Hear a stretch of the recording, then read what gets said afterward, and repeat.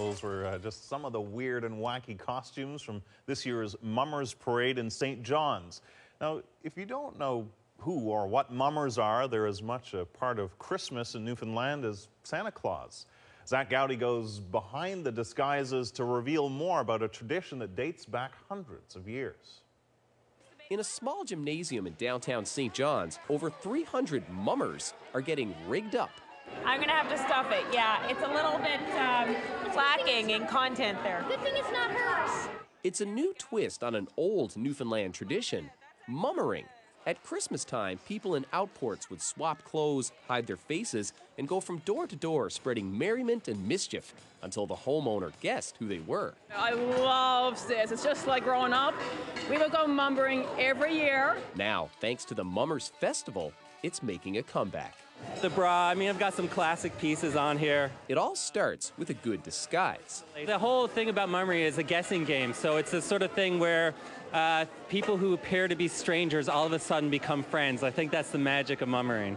In a small town, getting rigged up and exchanging clothes was an essential part of creating a mummer's disguise. People would recognize you based on the clothes you had on, or even your body type, which is why the padding is so important.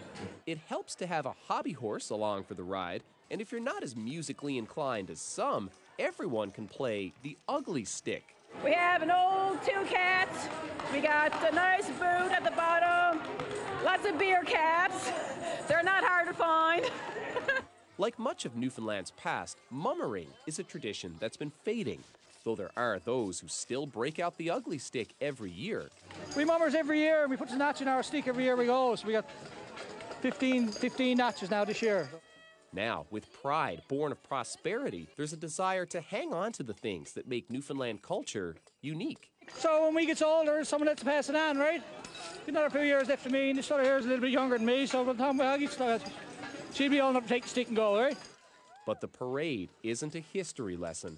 It's pure, unreserved joy. Brings me back long, long ago. Oh, it's wonderful. That's how we have fun. Oh, the best part is dressing up and just having fun of dressing up. I guess you don't get to take kids to something so fun so often. No, we were mummer virgins. This is our first time. But not the last. The Mummers Festival has done more than saved an old tradition.